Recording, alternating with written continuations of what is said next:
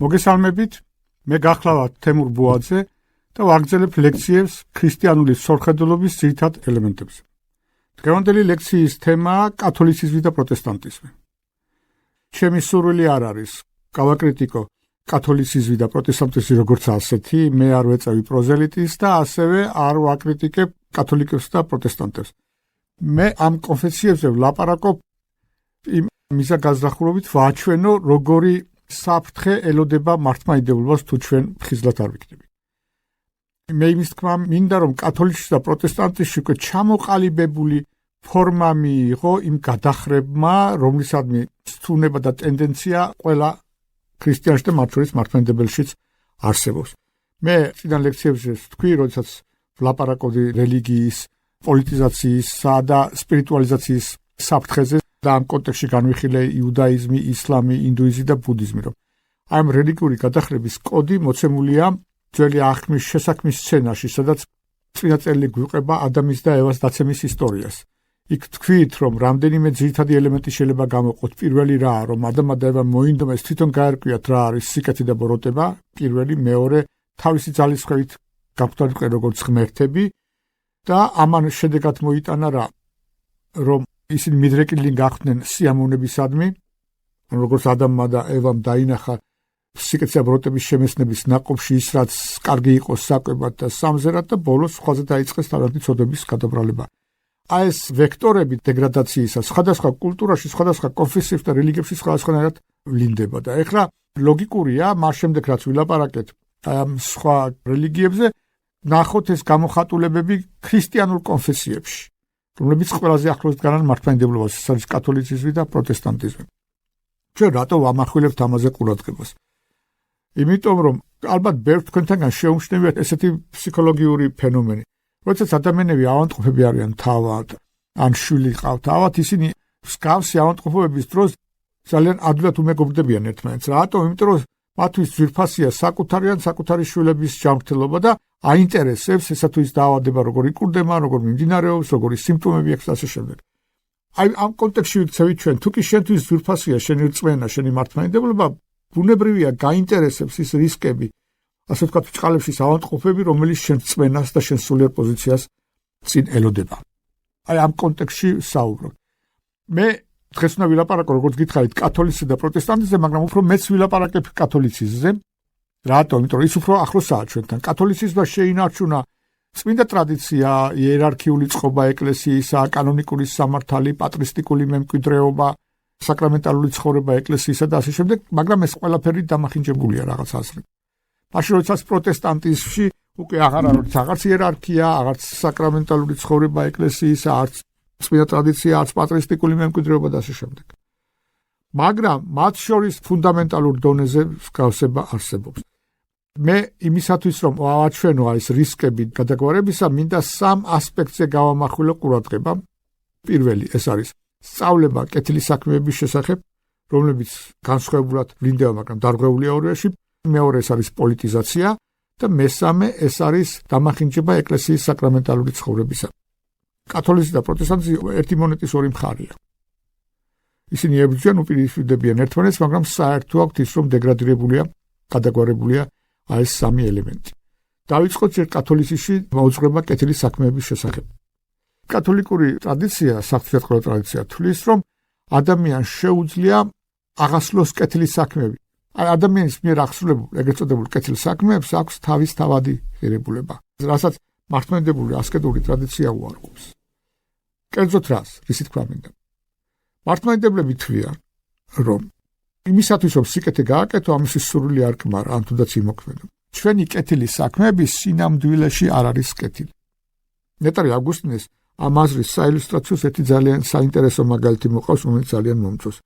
ქრისტიანი გავს მოხუც მსახურ ქალს, რომელიც კარგად ვეღარ ხედავს. მთელი მონდომებით ალაგებს სახლს, მაგრამ ხელები დასრული აქვს და ვერ ამჩნევს ამას, რაკი მოხუცდა და კარგად ვერ ხედავს და ამ დალაგების პროცესში სინამდვილეში სვრის ყველაფერს. აი ჩვენც ესე ვართ. ჩვენში იმდენი ვნებებია. ამპარტავნების, თვითკმაყოფილების, სხვების განკითხვის, რომ ჩვენს მიერ აღსრულებულ საქმეებს თავისთავადი ღირებულება არ აქვს. მაშინ რას ნიშნავს ეს? არ ნავაკეთოთ კეთილი საქმეები? არა. ეს მას არნიშნავს, რომ ატკეთებას აზრი არ აქვთ. რაში გვჭირდება ჩვენ კეთილის საქმეები? მიუხედავად იმისა, რომ ჩვენი საქმეები შესრულია, ღმერთის თვალში ისინი შეიძლება გახდნენ ძვირფასი. მიუხედავად იმისა, რომ ჩვენი კეთილის საქმეები შესრულია, ისინი გვეხმარება ჩვენი რწმენა განვიმტკიცოთ. აი წარმოგიდგენთ სცენა, როდესაც ა ブラ ამს მიყავს ისააკი სხვეპლად შესაძიად. ძალიან უხეშ სიტყვას ვიტყვი, რამხელა ინვესტიციაა რწმენაში. როდესაც ადამიანს შეუძლია საკუთარი შვილიც კი გასცინოს თავისი რწმენის გამო, მას ვეღარავინ ამ რწმენაში ვეღარ შეარყას. ჩვენ ალბათ ჩვენ ცხოვრებაში რაშიც ყველაზე მეც შრომობთ, რაშიც ყველაზე მეც ჩავდებთ.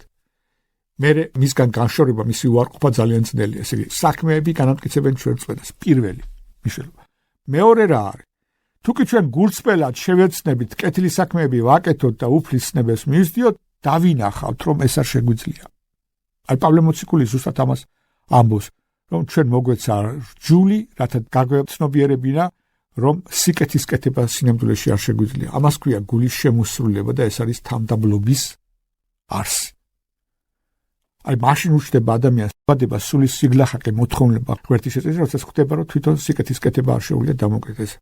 მესამე, ადამიანები როდესაც სიკეთეს აკეთებენ, სხვას უკეთებენ სიკეთეს, ამის სწავლობენ მისადმი სიყვარულს, იმიტომ სიყვარული ისწავლების.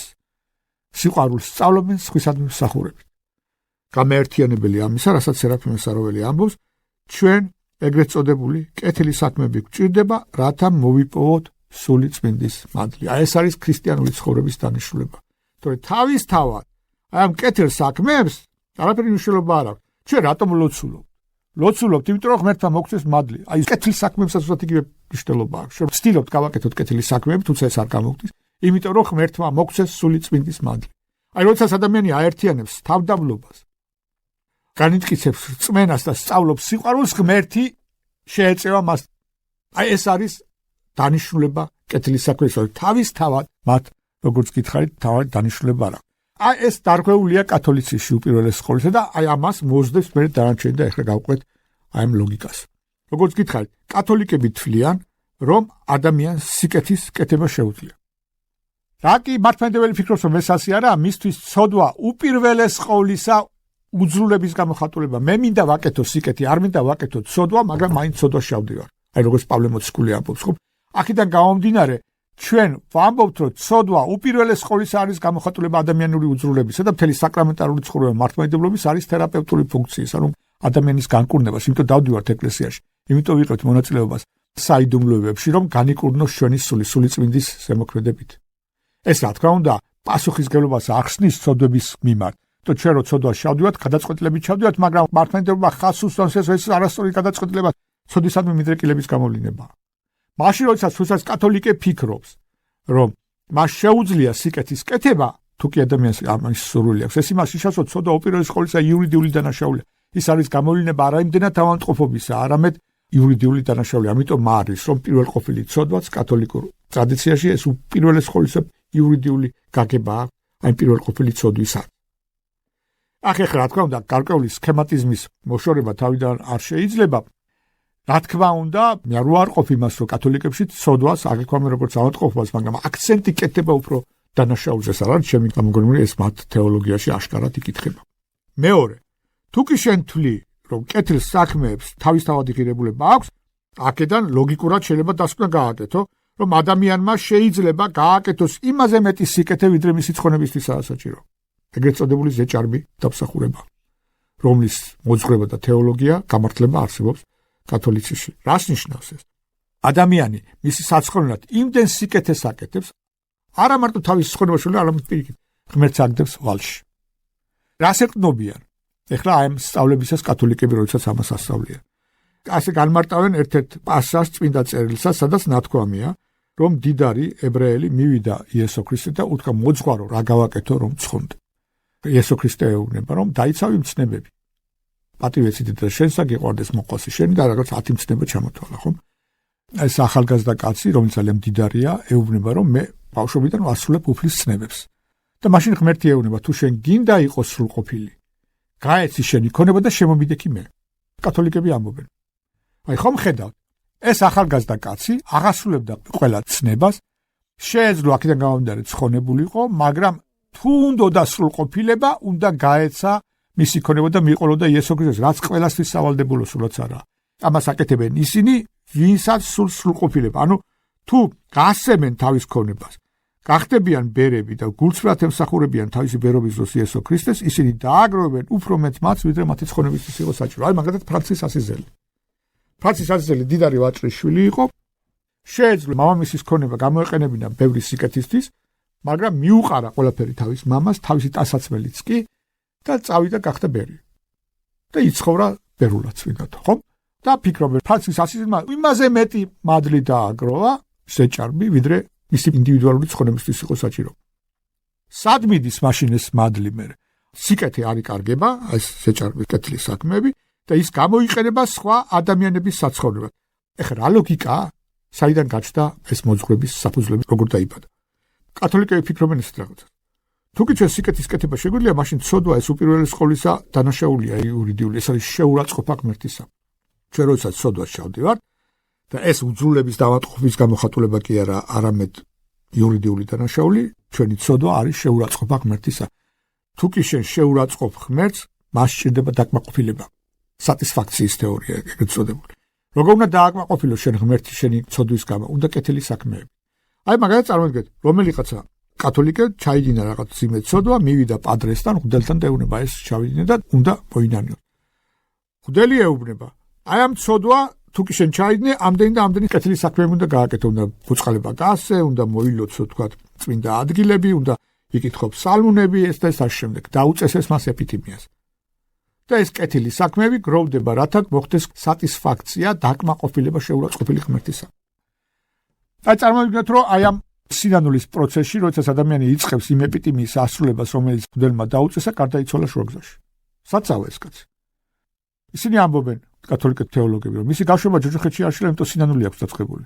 მაგრამ ერთ სამოთხეში ვერ შევა, იმიტომ რომ ჯერ ეპიტიმია ყველა რაც დაუწესა მღვდელმა ვერ გადაიხადა, ანუ დაკმაყოფილებული არ აყავს ღმერთი.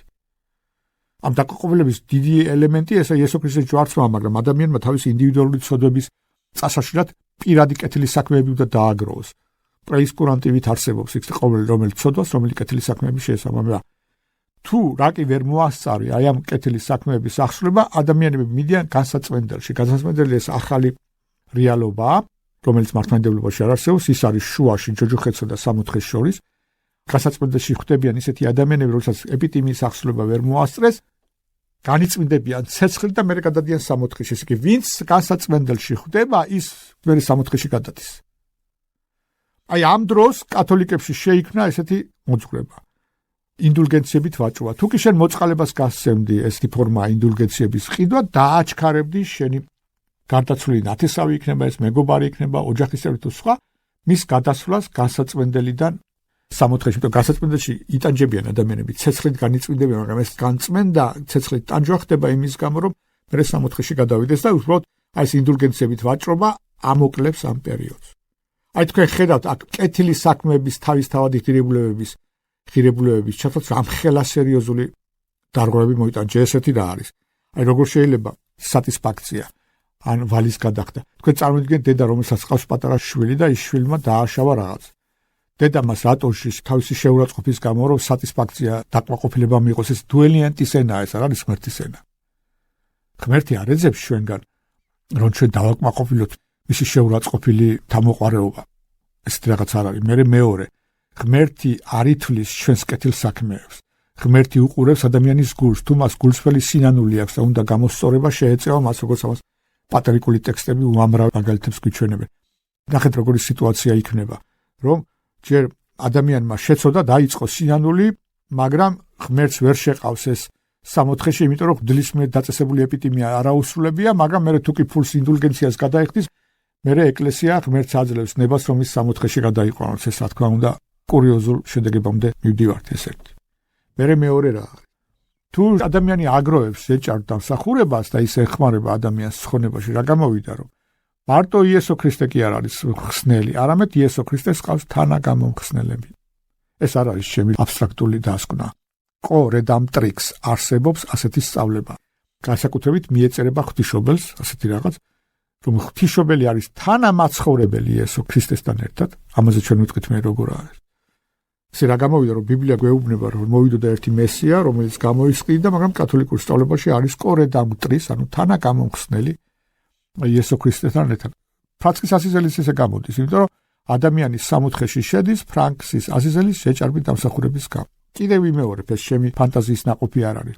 არსებობს ოფიციალური ცხოვრება ფრანცისკის ასიზელისა, რომელიც შედგა ასევე დიდი კათოლიკე წმინდანის ბონავენტურას ხელმძღვანელობით. იქ ნათქვამია ესეთი რაღაცა ერთი სცენაა, რომ ფრანცისკის ასიზელს გამოეცხადა ორი დიდი ნათელი ზეცაში. და კიდე მოესმა ხმა, ერთ უთხრა იესო ქრისტე ერთი მე ვარ და მეორე შენი სულია. ძმაო ფრანცისკე, ანუ ამხელა რაღაცაა, რომ ორი სული ერთნაირად წინავდა ფრანცისკის ასიზელის და იესო ქრისტესი და მუთხრა მე იესო ქრისტემ ამ გამოცხადების შემდეგ, რომ შენ მოგეცემა მადლი ცოლათა მიტევებისა. ეს წარმოუდგენელი რამ არის მართლმადიდებლობის შემთხვევაში. რატომ არის ესე? იმიტომ რომ ფრანცისკის ასიზელი არ იყო მღვდელი. ის უბრალოდ ბერი იყო. აი ჩვენ რომ ლაპარაკობთ, რომ აღსარებაზე მივდივართ და მღვდელი მოგიტევებს ღმერთის სახელით და გელაპარაკებენ, რომ ღმერთი მოგიტევებს ამას. ის რომ ის ღვთის სახელით გელაპარაკებენ, ამას ეს არის მისი ეპიტრახილი, რომელიც მას კისერზე კიდია ამ აღსარების საიდუმლოების მიღებისას. აი თქვენ რომ თქვათ მეტროში შეხვდეთ მღვდელი და უთხრა რომ მამაო ცოდვებს შეგაბარებ და მომიტევ, ვერ მოგიტევებს. იმიტომ რომ მოტევება საიდუმლოებაა და საიდუმლოება საიდან მოვიდა ეს სიტყვა? საიდუმლოება იმას კი არნიშნავს, რომ ეკლესია ვინმეს რაღაცას უმალავს. საიდუმლოება მოდის იქედან, ეს ძველი ქართული სიტყვა საიდუმლოება უხილავს. მღვდელთან ერთად უხილავად მოქმედებს იესო ქრისტე. ძველი ტექსტები სავსეა იმ შეგონებით, რომ მღვდელმსახურების დროს ღმერთი მოქმედებს მღვდელმსახურის ფორმით. როდესაც ხდება ლიტურგიის ასრულება, ლიტურგიას აღასრულებს სულიწმინდა. როდესაც მოგიტევებს მღვდელი ცოდვეს, ამას მოგიტევებს სულიწმინდა. მხოლოდ და მხოლოდ ღმერთს შეუძლია ცოდვების მოტევება. იმიტომ შეგითხრა ადამიანს არ შეუძლია სხვისი ცოდვების მიტევება. მე შემიძლია მიუტევო ადამიანს ის, რაც მე დამიშავა. ვინც სხვას დაუშავა, იმის ცოდვების მიტევება როგორ შეუძლია ადამიანს? გინდა მღვდელი იყავი და გინდა მეცნდა იყო. პიროვნებას არ შეუძლია და მით უმეტეს, როდესაც ფრანცისკის ასიზელი არ იყო სასულიერო პირი. ანუ ღმერთთან გატოლება მოხდა. როდესაც იუდეველები ელაპარაკებიან იესო ქრისტესა, ვის შეუძლია ცოდვების მიტევება ღმერთის გარდა, მართალი იყვნენ. ეს ღმერთის ძალაუფლების მიტაცებაა. ფრანცისკის ასიზელი ლოცულობდა, რომ ღმერთო გამაცდევინე ისეთივე სიყვარული და ისეთივე ტანჯვა, რომელიც შენ განიცადე ჯვარცმის დროს. წარმოგიდგენთ და ამ დროს გაუჩნდა სქიზმატები, ჭრილობები ხალებზე. თქვენ წარმოგიდგენიათ ესეთი რაღაც მართლმადიდებლობაში, ეს რაღაც არაა. მართლმადიდებლები ლაპარაკობენ, რომ შენ თუ ნამდვილი ქრისტიანი ხარ, აი სისოი დიდი იქნება თუ მაკარე დიდი. რაც უფრო წმინდა ხდება ადამიანი, მით უფრო ხედავს საკუთარ ცოდვებს. და პიმენი დიდი ამბობდა, რომ მე ქრისტიანის სახელის ღირსიც კი არა ვარ და ჩემი ადგილი სატანის გვერდით იქნებაო. თუ ვინმე უნდა იყოს ჯოჯოხეთში, იტანჯებოდეს სატანის გვერდით, ეს უნდა ვიყო მე. ამას გულწრფელად ლაპარაკობენ, იმიტომ ეს ესეთი ბუნებაა სულიწმინდის მალცა თავდაბლობა და სინანული, ეს არის საკუთარი თავის ხედვა, ღვთაებრივი თვალები და ჩვენ დაავადებულია ცოდვილი ბუნება აქვს და რაც უფრო იწმინდება ადამიანი, მით უფრო ხედავს ამას. ეს მოიტანა, როგორც გითხარით, აი ამ ჩათვლა, რომ კეთილის საქმეებს აქვს თავის თავადი ღირებულება. ეს რას ნიშნავს, რომ აი ადამიანს თავისით შეუძლია გადაწყვიტოს რა არის სწორი და რა არა. ცოდვა, სიკეთის და ბროტების შემეცნებს ადამიანმა თავისი ძალებით მოინდომა. ამის ერთ-ერთი გამოხატულება. ეხლა ჩვენ ვთქვით, რომ ღვთისმშობელზე ლაპარაკობენ, რომ ის არის კორედამტრიქს. აი საიდან მოვიდა ამის დასაფუთება? აი მართლმადიდებლობა ასწავლის ესეთ რაღაცას. რომ ჩვენში ცოდვის მიზეზი ეს არის უპირველეს ყოვლისა დაავადება, ჩვენი უძლურება, შემოსულება ამას ქვია. საიდან მივიღოთ ჩვენი დაცემული ბუნების უძლურება რაში მდგომარეობა? როდესაც ადამმა და ევამ შეცოდა, ჩვენში გადმოვიდა არა იურიდიული ცოდვა, არა პირველყოფილი ცოდვა, არ ნიშნავს, რომ ადამის და ევას ცოდვა გადმოვიდა ჩვენში. იმიტომ ჩვენ არ ყოფილი ვართ იქ და არ შეგვიცოდავს, არამედ მემკვიდრეობით მივიღეთ დაავადებული ადამიანური ბუნება. აი ბოდიშვიხტი ესეთი მაგალითის, მაგრამ დაშლად გამოაჩენს ჩემს აზრს. აი წარმოვიდგინოთ, რომ კაცი წავიდა მეძავთან და იქ რაღაც ვენერიული დაავადება გაუჩნდა, რომელთაც არ იმკურნალა. და მერე დაწვა ცოლთან და გააჩინა შვილი. დაავადება გადავიდა შვილზე. შვილი არის მემკვიდრე მამის ცოდვისა, მაგრამ თვითონ ცოდვილი არ არის. ჯერ დაბადებულიც არ იყო და მამასთან ერთად არ ყოფილა მეძავთან და არ გადაუწყვეტია, რომ მეძავთან ყოფილიყო. და ემრუშა. მაგრამ მემკვიდრე კი არის მამის ცოდვის. აი ჩვენ რაღაც ესეთია. ადამის და ევას შეცოდების შედეგად ჩვენ მემკვიდრეობით მივიღეთ ჩვენი ბუნების დაცემულება. ჩვენ გვაქვს მიდრეკილება ცოდვისაკენ. მაგრამ მიდრეკილება ცოდვისაკენ არ ნიშნავს, რომ ყოველთვის ცოდვაში შედიხარ. აი მაგათაც შვილები რო ავიღოთ. მასში არის მიდრეკილება ცოდვისაკენ, მაგრამ თავიანთი უძრულების და შვილების გამო ეს მიდრეკილება ცოდვა არ რეალიზდება. პატრა ბავშვებში არის მიდრეკილება ცოდვისაკენ, ისინი ნეტარი აგვისტინებო საშნელი მრისხანები არიან, თუმცა არ უკეთებ და საშნელი შურიანები. პატარა ჩვილი რო იყო ერთ რო დედა აჭრეს, მეორე შეიძლება შურისაგან გადაირიოს და ჩხუბი დაიწყოს და ასე შემდეგ. მაგრამ რატი პატარები არიან და ჩვილები არიან, არ შეუძლიათ ცოდვის ჩარევა. არის მეორე მდგომარეობა. ადამიანი აღარ ჩადის ცოდვას, როდესაც განსაკუთრებული მადლის ქვეშ, აი მაგალითად წარმოვიდგინოთ წმინდა მამა, რომელიც ჭრეტელობაშია, სული წმინდის მადლი მოქმედეს, ისე რომ ჭრეტელობაშია. მაშინ არ ჩადის, იმიტომ სული წმინდითაა სავსე. ეს ხდება შინაგანი ლოცვის, იესო ქრისტეს ლოცვის დროს, ხო? წმინდანები არ ნიშნავს, რომ ისინი უცოდველები არიან. უბრალოდ წმინდანი არის ის, ვინც მთელი არსებით გაუძლიცოდას, მაგრამ არსებობს გამონაკლისი. აი ეს არის ღვთისმშობელი.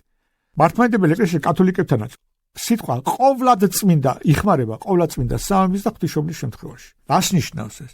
პრინციპულად შეუძლებელია ყოვლად წმინდა სამების წოდოს.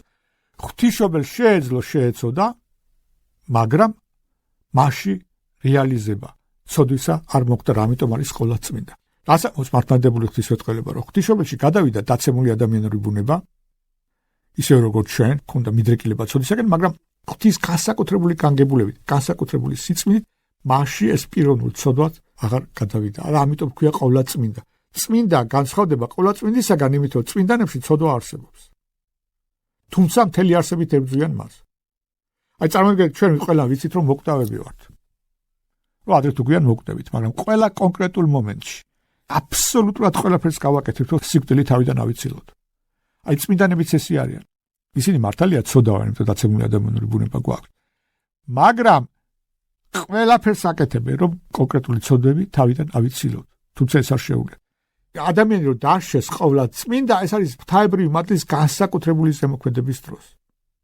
ამიტომ აი მართლმადიდებლობა ლაპარაკობს, რომ ღვთისმშობელმა მიიღო დაცემული ადამიანური ბუნება, თუმცა მასში არ იყო პიროვნული ცოდვა, ამიტომ არის ყოვლად წმინდა და ეს დაცემული ადამიანური ბუნება ღვთისმშობელისაგან მიიღო უფალმა, რათა მისი ჯვარცმითა და მკვლელით დაღდგომით დაემარცხებინა ჩვენში სიკვდილი.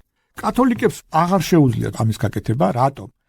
იმიტომ რომ მათთან, როგორც გითხარით, აი კეთილის საქმეების არასწორმა სწავლებამ ლოგიკურად შედეგი მოიტანა ის, რომ იურიდიული არის მათი დანაშაული და ეს იურიდიული ცოდვა გადმოდის ადამი და ევასაგან. ისინი ამბობენ, ჩვენ ყველამ შევწოდეთ ადამში, ანუ იურიდიულად ვართ პასუხისმგებელი ამ ადამი და ევას ცოდვისა. მაგრამ რა კი ღვთისმშობელი ადამიანისაგან მამა და დედა ადამიანი ყავდა?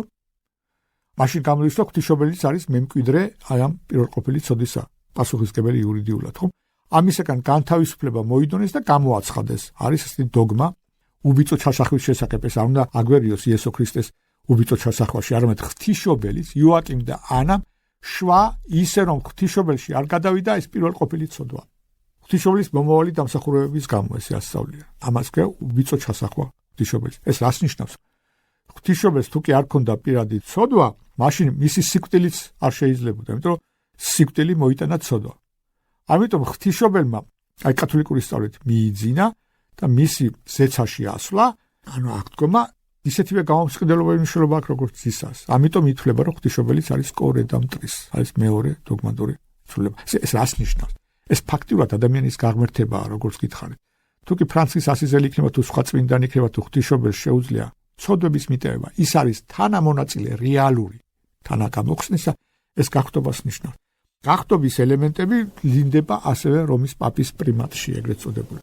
რას ლაპარაკობენ? რას ასწავლის რომის პაპის პრიმატი, რაში გამოიხატება? პირველი ეს არის, ალბათ თქვენ ყველას გაიგია, დოგმა ექს კათედრა. ექს კათედრა ნიშნავს რა? როდესაც რომის პაპი ლაპარაკობს კათედრიდან კანონიკურ, ზნეობრივ, დოგმატურ საკითხებზე, ის არის შეუმცდარი თავისი თანამდებობის გამო, იმიტომ რომ რომის კათედრის ხელმძღვანელი ეპისკოპოსია. ასეთი პრეროგატივას მართლმადიდებლობა არ იცნობს. მართლმადიდებლობა ლაპარაკობს ნებისმიერი ადამიანი, რომ ვინც არ უნდა, კიდე ეპისკოპოსი, კიდე ექიმი, კიდე დიდი, კიდე პატარა, კიდე ყველა ცოდავს. შენი თანამდებობა, თუნდაც ეპისკოპოსობა არ არის გარანტი იმისა, რომ შენ შეუმცდარი ხარ. თუ შეუმცდარობა არის თვისება ღვთაებრივი სული წმინდისა, ის ადამიანს არ გააჩნია.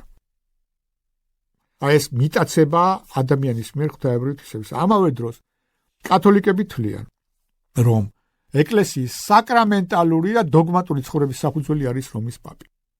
რომის პაპს აი ექს კათედრა შეუძლია ახალი დოგმა გამოაცხადოს.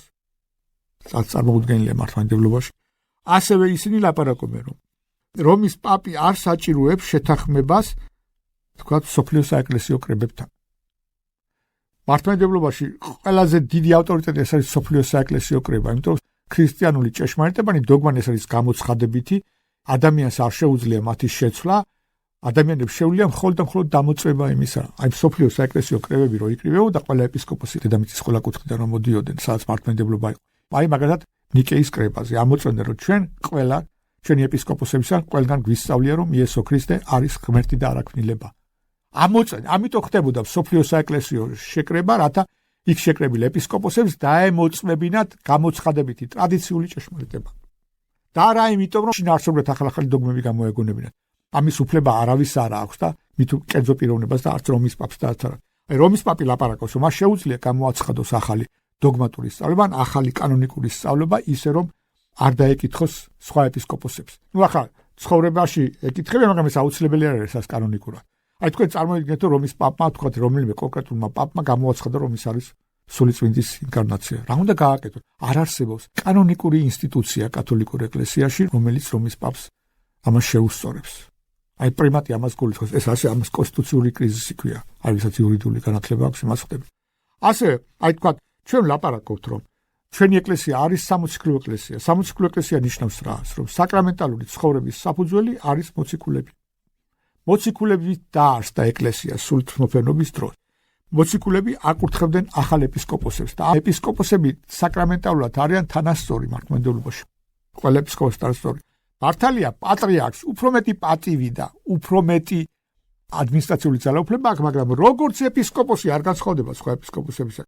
არ არსებობს სპეციალური საიდუმლება, რომელსაც პატრიარქი აღასრულებს და სხვა ეპისკოპოსს არ შეუძლია. საქართველოს კათოლიკოს პატრიარქი არის ეპისკოპოსი არა მთელი საქართველოში, არა მცხეთა თბილისის ეპარქიის, ხომ და აფხაზეთის მიტროპოლიტი. არ არის ყველა ეპარქიის ეპისკოპოსი. ყველა ეპარქიას თავისი ეპისკოპოსი ყავს და ეს ეპისკოპოსები საკრამენტალურად არიან თანასწორნი. კიდევ მეორე, ეს დარღვეულია კათოლიკურ ეკლესიაში. კათოლიკური ეკლესიის საკრამენტალური ცხოვრების ერთადერთი საფუძველი ეს არის დედამიწაზე, ეს არის რომის პაპი. ყველა ეპისკოპოსი ვინც იკურთხება, ან მთელი ეს დაკურთხია პაპის მიერ, სხვანაირად არ შეიძლება. ცხადია რომ ფიზიკურად პაპს არ შეუძლია ყველგან იყოს სადაც ეპისკოპოსს აკურთხებენ, მაგრამ იქ აკურთხეს მის მიერ დელეგირებული, მის გარეშე არავის კურთხევა არ შეიძლება, ეს არ არის მართლმადიდებლობაში. ნებისმიერ ეპისკოპოსს თუ კი შეიკრიბებიან 3, შეუძლიათ კანონიკურად აკურთხოს ეპისკოპოსი. ამიტომ ჩვენი ეკლესია არის სამოციქულო, იქ კიდე რომის პაპის ეკლესიაა. ის თავის თავს პირდაპირ უწოდეს ვიკარიოს ეკლესიის თავს. ეს რაღაცა მართლმადიდებლობა არის ეკლესიის თავი, არის ხოლმე იესო ქრისტე და სულიწმინდა. აი ეს არის კათოლიკური ეკლესიის კათოლიზაციის ერთ-ერთი უმთავრესი ფაქტორი. რომის პაპმა, რომელიც ლაპარაკობს რომ ის არის ეკლესიის თავი და წარმომადგენელი ვიკარიოსი დედამიწაზე, მთლიანადაა ცენტრალიზებული მთელი ეკლესია, მოინდომა პოლიტიკური ძალაუფლება, ორი ხლის თეორია. ეკლესიის წამოწევა, ასე ადმინისტრაციული ცენტრალიზებული სტრუქტურისა, ეს არის ის პოლიტიზაციის ერთ-ერთი გამოვლინება, რომელიც ისტორიულად სხვადასხვა ეპოქებში სხვადასხვანაირად ვლინდება. ეს ადამიანის გაღმერთება გამოიხატება იმაში, რომ ოფიციალური სწავლება კათოლიკურ ეკლესიაში, რომ ის ვინც მიდის პაპთან, მიდის ღმერთთან. რომ დედამიწაზე ღმერთის ყოფობის ორი ყველაზე მნიშვნელოვანი პრივილეგირებული ფორმაა, ეს არის ევქარისტია და მეორე რომის პაპი. ეხლა რაც შეეხება საკრამენტალურ ცხოვრებას, ანუ საიდუმლოებს, აი ამ საკითხსაც მინდა შევეხო. მართლმადიდებლური ღვთისმეტყველება ასწავლის ესეთ რაღაცას, რომ ჩვენ ღმერთის არსთან მიახლოება არასოდეს არ შეგვიძლია. არც ამ ცხოვრებაში და არც მას შემდეგ, იმიტომ რომ ღმერთი არის მარადიული, შეუქმნელი, ეს სამყარო ეს არის ქმნილი. ამიტომ ამ ქმნილებასა და ღმერთს შორის არის უზარმაზარი ონტოლოგიური უფსკული. ჩვენ ვერასოდეს ღმერთის არსს ვერ შევიმესნებ და მასთან თანამონაწილეობაში ვერ შევად. ჩვენ ვეზიარებით არა ღმერთის არსს, არამედ ღმერთის ენერგიას. ენერგია ეს არის ბერძნული სიტყვა, ნიშნავს მოქმედება. ღმერთი ვლინდება ჩვენში თავისი მოქმედებებით, თავისი ენერგიით. თუ კი ღმერთი მარადიული და შეუქმნელია, ასეთივე არის მისი მოქმედებაც. ამიტომ მართლმადიდებლობა ამბობს, აი წმინდა გრიგოლ პალამა და სხვა წინამა, რომ ღვთაებრივი ენერგია არის შეუქმნელი და მარადიული. მასთან შევდივართ ჩვენ მოქმედებაში და არა ღმერთის არსთან. აი როდესაც ადამიანი ლაპარაკობს, რომ ღმერთთან ქონდა უშუალო კავშირი, რომ განიხვდება ამით ღმერთის არსს კი არ ეზიარება, არამედ ღმერთის ენერგიას, ღმერთის მოქმედებას. რა მნიშვნელობა აქვს ამას? რა კი ღვთაებრივი მადლი შეუქმნელია და მარადიულია. ეს ნიშნავს რას, რომ ჩვენ ეკლესიაში ზუსტად ისევე ახლოს ავართ ღმერთთან, როგორც მოციქულები იყვნენ იესო ქრისტეს მიწაზე მყოფობისას. ღმერთის არსთან თანაზერება შეუძლებელია ჩვენ ვეზიარებით ღმერთის ენერგიას. ენერგიაში შედის ღმერთის სიყვარული, მისი მადლი, მისი სიკეთე, მისი ყველაფერი. როდესაც მორწმუნეები ისრაელში იესო ქრისტეს მიწიერი მყოფობის დროს მასთან მიდიოდნენ, თუ არ წამდათ რომ ის ზეხვთისა იყო, ხო? მისგან ვერაფერს ვერ იღებდნენ. მისგან იღებდნენ განკურნებას, ვისაც რწმენა ჰქონდა. ჩვენ ლაპარაკობთ რომ ეკლესია არის მისტიკური სხეული იესო ქრისტესი. რატომ? იმიტომ ზუსტად ის მადლი, რომელიც იესო ქრისტესთან მიეცემოდა მორწმუნეებს, ზუსტად იგივე მადლს ვიღებთ ჩვენ ევქარისტიის დროს. აი როგორც მოციქულები ფიზიკურად ეხებოდნენ, მისგან იღებდნენ ღვთაებრივ ენერგიას, ღვთაებრივ ძალას, ზუსტად იგივე ძალა მიეცემა ადამიანს, რომელიც წვენით მიაეხლება ევქარისტიას. საეკლესიო საიდუმლოებს არავითარი სხვაობა არა. ღმერთი არ შეიძლება მოსულიყო და განკაცებულიყო მხოლოდ 12 ებრაელისთვის. ის თანაბრად აძლევს ყველას თავის მაცვის მორწმუნე და ეს ხორციელდება როგორ? ხორციელდება შეუქმნელი მადლის შედეგად. ამიტომაა რომ მართლმადიდებლები ლაპარაკობენ რომ ჩვენი ევქარისტია ღვთისმსახურება არის გაგრძელება საიდუმლოსერობისა. რა კი მადლი შეუქმნელია და მარადიულია, ის არის სივრცეზე და დროზე მაღლა. და განსხვავება არა აქვს ამ მარადიულ და შეუქმნელ ღვთაებრივ მადლს გეოგრაფიულად და ისტორიულად რა მომენტშია. ის ზუსტად იგივე მადლი, ანუ იგივე ღმერთი მოქმედებდა საიდუმლოსერობისას როგორც ჩვენთან. კათოლიკებთან ეს ისე არ არის. კათოლიკები ლაპარაკობენ რომ მადლი ქმნილია. მადლი იქნება ღვთისმსახურების დროს. ესე იგი რა გამოდის აქედან? აი თუ კი მართლმადიდებელი ლაპარაკობენ რომ ღვთისმსახურების დროს მე კი არ აღვასრულებს, არამედ აღასრულებს მარადიული უცოლებელი ენერგია ღმერთისა, ანუ ღმერთი მოქმედებს სულიწმინდა. კათოლიკები ლაპარაკობს რომ საიდუმლოება აღესრულება იმ მადლით, რომელიც მე შექმნით. ამიტომ ლაპარაკობენ კათოლიკეები რომ მე მოგიტოვებ ცოდვას, მე აღვასრულებ მესას და ასე შემდეგ. რა განსხვავება მოაქვს? მართლმადიდებლობაში შენ რომ აღასრულებ თქვა საიდუმლოებას მონაწილეობას იმას არ ნიშნავს რომ შენ ავტომატურად იღებ მადლს. დელზე რა დამოკიდებული ევქარისტიას აღასრულებს სულიწმინდა, ხდება სისხლდაპყრობად გადაქცევა, მაგრამ ეს იმას არ ნიშნავს რომ შენ მიიღებ, როცა ეზიარები უფლისის და ხორცს თუ კი განწმენდილი არ ახარ მისაგან, იმიტომ რომ დამოკიდებულია ეს პიროვნულ ღმერთზე, მის შეუქმნელ მადლზე. მაგრამ კათოლიკების შემთხვევაში აქცენტი არის გადატანილი რიტუალის წესებზე. თუ როგორ აღასრულებ რიტუალს, თუ ყველაფერს ღვთელი აღასრულებს ბრევიერის მიხედვით, ანუ იმ წესების მიხედვით, რომელიც დადგმულია ეკლესიის მიერ, მაშინ გარანტირებულია ეფექტურობა აი ამ საიდუმლოსი. აი მაგალითად იყო ესეთი შემთხვევები, რომ კათოლიკე მისიონერები ჩუმად ინკოგნიტოდ ათლავდნენ ინდუსებს. თქვენ ის რომ ინდუსებში არის ესეთი წესი, რომ წელიწადში რამოდენიმე დღეს მიდიან და ბანაობენ განგაში, რათა წვინა მდინარეში, რათა განიწმინდათ ცოდვებისაგან და ამ დროს უკან მიეპარებოდათ მათ კათოლიკე ღვთისმსახური და სამების სახელით აბყურებდა წყალს. სამჯერო ნათლავს სახელითა მამისათა, ძისათა, სულისა, წმინდისათა და ისინი ფიქრობენ. და აი ამ ინდუსს უნდოდა რომ ცოდვებისგან განწმენდილიყო, მე როგორც კათოლიკე კანონიკურმა სასულიერო მღვდელმა ადრე ჩავატარე მასზე სწორად საიდუმლოება, სწორად აღვასრულე ნათლობის ფორმულა და წყალში მოუნათლე, ამიტომ ის იყო მონათლული ისე რომ არ იცოდა. ეს რაღაც წარმოუდგენელია, დაირღვა ეკლესიის საკრამენტალური ცხოვრება. ესე კეთილის საქმეების არასწორმა სწავლება მოიტანა ეს ადამიანის გახრდობა, ამ შემთხვევაში რომის პაპის და წმინდანების მიერ ფრანცისკოს ასისელი იქნება თუ ღვთისმშობელთა სხვა ღვთაებრივი პრეროგატივების მითვისება და მესამე ეს არის დარღვევა ეკლესიის საკრამენტალური ცხოვრებისა. ეხლა გადავიდეთ პროტესტანტიზმზე. ეხლა რა ხდება პროტესტანტიზმში? პროტესტანტიზმში აი ეს სამი ელემენტი ირღვევა ოღონდ სხვანაირად. როგორ წარმოიშვა პროტესტანტიზმი ჩვენ ვიცით. ლუთერი თვითონ ადრე სანამ პროტესტს დაიწყებდა, მანამდე იყო ავგუსტინელთა ორდენის წევრი. სასულიერო პირი იყო. და როდესაც დაიწყეს ინდულგენციებით ვაჭრობა, ამან აღაშფოთა, იმიტომ რომ გითხარით რომ აი კათოლიკები ფიქრობდნენ რომ განსაწყვეტელიდან შეიძლება დააჩქარო შენთვის ძვირფასი ადამიანის სულის გადასვლას ამოთხეში, ხო? ადრე ამას აკეთებდნენ როგორ ლოცვებით, მოწყალებით, თქვა პილიგრიმობით და ასე შემდეგ, ლოცვით, სარუნების კითხვით და ასე შემდეგ. ამ დროს იყო პრაქტიკაც ასევე ინდულგენციების შეყიდვა. ინდულგენცია რა არის? აი ეს იყო უბრალოდ დოკუმენტი, შეყიდულობდი მას, რომ შეწეოდი შენთვის ძვირფას ადამიანს, რომელიც გარდაცვლის. შემდეგ როცა წმინდა პეტრეს ტაძრის მშენებლობა დაიწყეს, იმ ეპოქაში ეს უზარმაზარ ფინანსებს საჭიროებდა, უზარმაზარ ინვესტიციას. და რაკი თანხების შემოაკდა ძალიან გაახშირეთ ინდულგენციების ვაჭრობა. ადრე ასე ხშირად არ ხდებოდა, მე გახშირდა ეს და ბოლოს ისე გადაგვარდა ეს ინდულგენციებით ვაჭრობა, რომ არა მარტო თავიანთი ნათესავებისთვის ყიდულობდნენ, გარდაცვლილი ნათესავებისთვის, არამედ პირადად საკუთარი თავისთვის ყიდულობდნენ. აი მაგალითად ადამიანები ყიდულობდნენ მომავალი ცოდვების გამოც კი, აი შეისყიდნენ ინდულგენციას, რომ მერე ცოდვა ჩაედინათ. ფიქრობდნენ, რაკი ეს ინდულგენცია შესყიდული მაქვს, მიუხედავად იმისა, რომ ცოდვას ჩავიდნენ, მერე დიდხანს მაინც არ გავჩერდები განსაწმენდელში გადავალ 64-ში. ანუ ვაჭრობა დაიწყეს ღმერთთან. და ამან რა თქმა უნდა აღაშფოთა საშინლად ლუთერი და აი ამ ინდულგენციების ვაჭრობის საწინააღმდეგოდ გააკრა ვიტენბერგში არის თავისი 93 თეზისი, ეს იყო მთავარი მოტივი და დაიწყო ასე პროტესტანტული მოძრაობა. ეხლა ჩვენ სამართლიანი ვიყოთ კათოლიკურმა ეკლესიამ ტრენდის კრებაზე აკრძალა ინდულგენციების ვაჭრობა ეს მოგვიანებით დიდი ხნის შემდეგ კონტრრეფორმაციის დროს, მაგრამ ეს სწავლება დამსახურებების შესახებ რაც საფუძველია ამ ინდულგენციების ვაჭრობისა მაინც დარჩა. დაიწყო ლუთერმა პროტესტი და მისი ლოგიკა როგორი იყო. ესე ლაპარაკობდა, რომ ეს ინდულგენციების ვაჭრობა ასეთ საშინელი დამახინჯება აღებ მიცემება ღმერთის წინაშე თვით წარმართების შორისაც კი არ არსებობს. ეს არის ადამიანების ღლების შემოღებული, რომ ფული მიიღოს მორწმუნეებისაგან. ასევე ლაპარაკობდა, რომ რომის პაპი არის ანტიქრისტე, პირდაპირ აცხადებდა, ამიტომ რომ ძველას არსებობდა სწავლება, რომ ანტიქრისტე არის ესეთი პიროვნება, რომელსაც სურს თავის თავში გააერთიანოს პოლიტიკური და ღვთაებრივი ძალაუფლება. ეს ხომასია ჩვენ ვიცით, რომ აი ქრისტიანული სწავლებით ანტიქრისტე იქნება ადამიანი, რომელიც იქნება პლანეტარული მასშტაბის პოლიტიკური ლიდერი და გამოაცხადებს თავის თავს ღმერთად.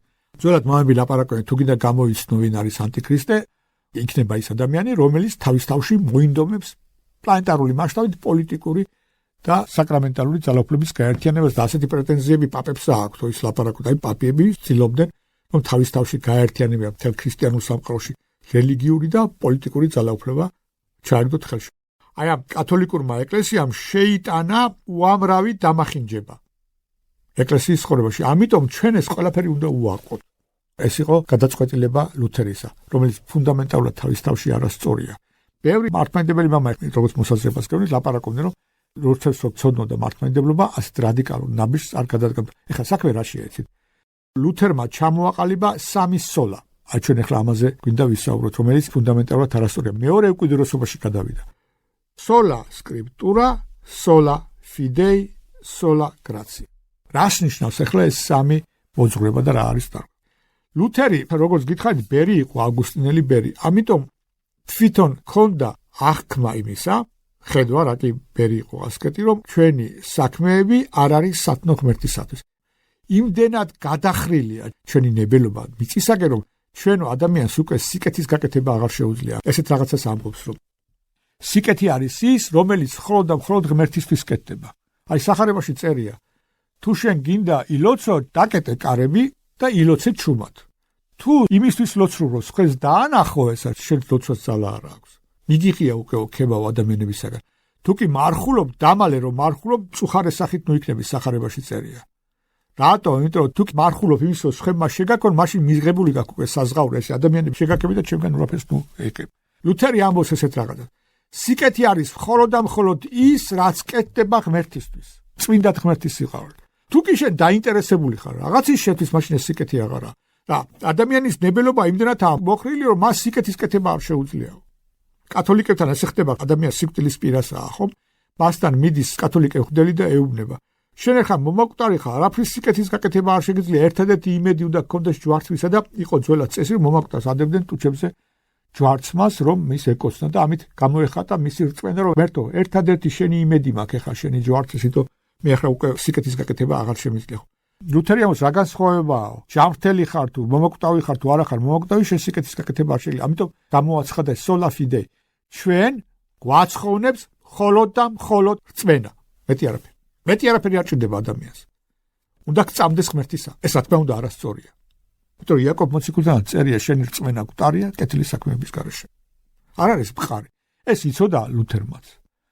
რომ ადამიანმა შეიძლება ადვილად დაკარგოს რწმენა და აი განსაკუთრებითო ამბობდა სიკვდილის წინ ეწყება ბრძოლები ადამიანს და შეიძლება ეშმაკის შთაგონებით დაკარგოს რწმენა. ეს რომ არ მოხდეს, გამუდმებით უნდა იკითხო წმინდა წერილი სისტემატიურად.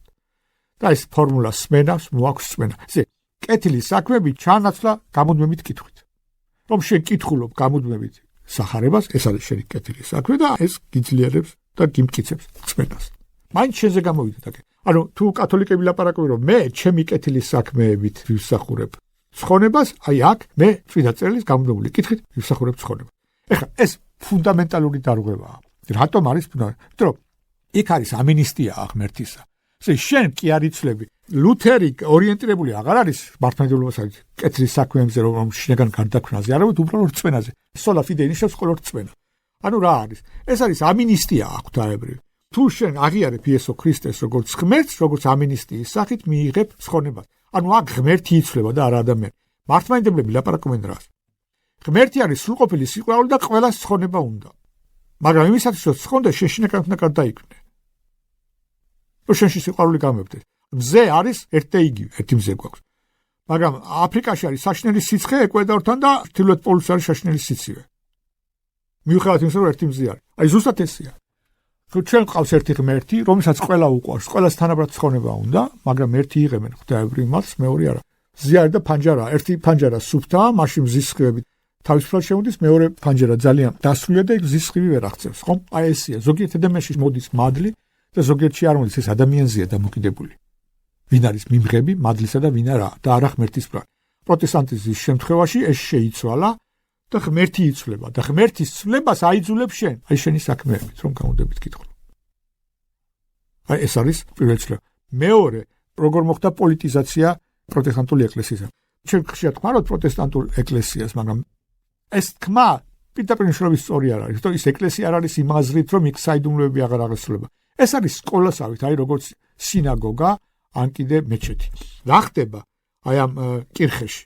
იკრიბებიან კვირა დღეს მორწმუნეები, მე არავის შეურაცხმყოფი ძალიან ბევრი გულწრფელი ადამიანია და ძალიან უყვარს ქრისტე და წმინდა წერილი და შეიძლება გაცილებით უფრო კარგი ქრისტიანი იყოს ვიდრე მართლმადიდებელი, ამაზე არაა საქმე.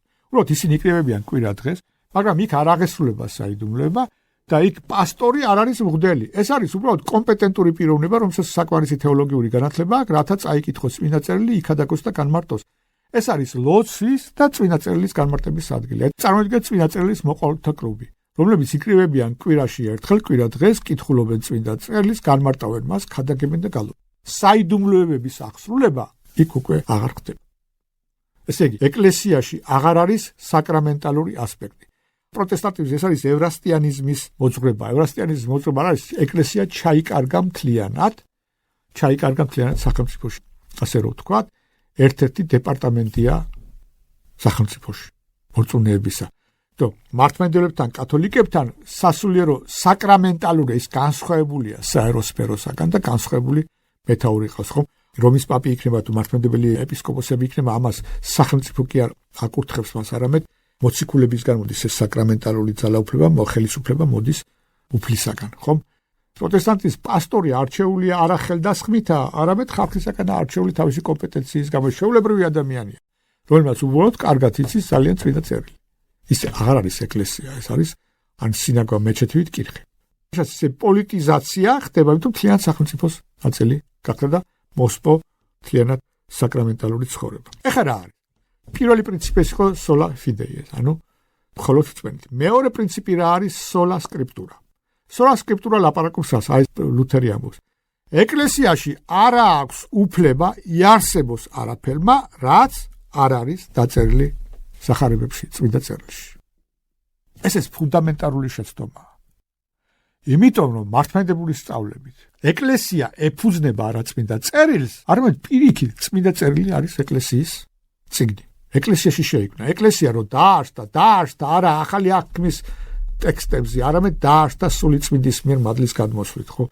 სულთმოფენობის დროს. რატომ დაიწერა წმინდა წერილი? ჯერ დაიწერა პავლე მოციქულის ეპისტოლეები, შემდეგ დაიწერა სახარებები და ყველაზე გვიან იოანე ღვთისმეტყველის სახარება. რატომ დაიწერა? იმიტომ რომ მოციქულები რასაკეთებენ? მოციქულები ამოწმდნენ იესო ქრისტეს სიტყვებს და საქმეებს.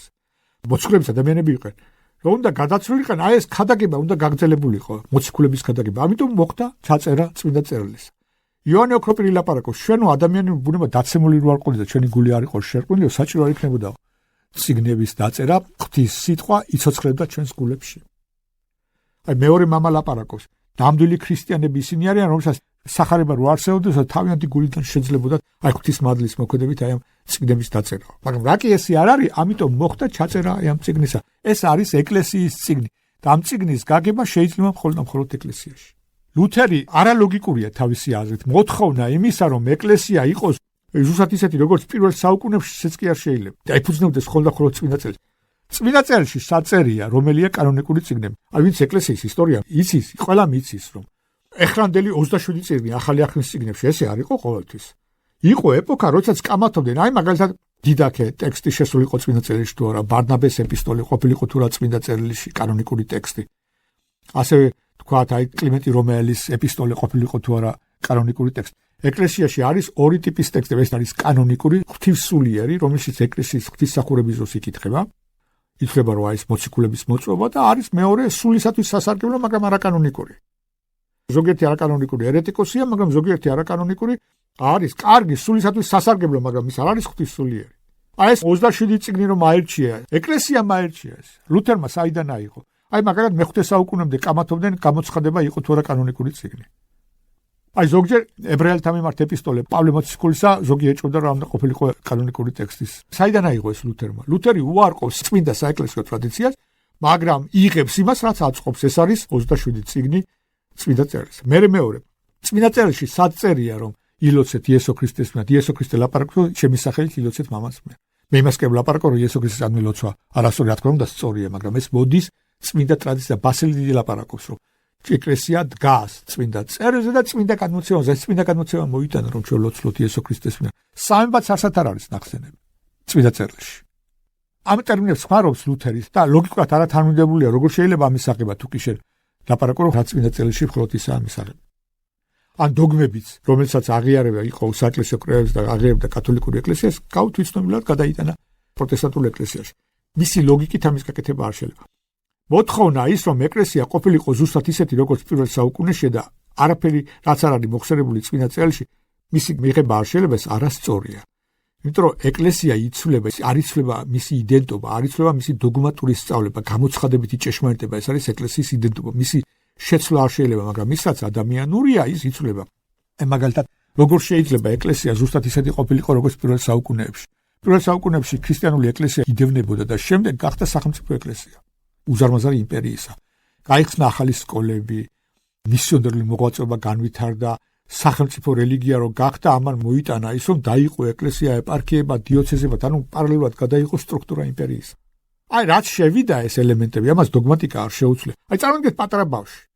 როდესაც ჩვილია, ვერ ლაპარაკობს კარგად ვერ დადის, ვერ ავლენს თავის თავს, მერე რო გაიზრდება, მერე გაცილებით უფრო ძლიერი ხდება. აი არისტოტელეს მოყავს მაგალითად კონტექსტში შეიძლება გამოგადგეს ალექსანდრე მაკედონელის მაგალითი. როდესაც ალექსანდრე მაკედონელი პატარა ჩვილი იყო, ვერ დადიოდა, ვერ ლაპარაკობდა, უსუსური იყო ძალიან.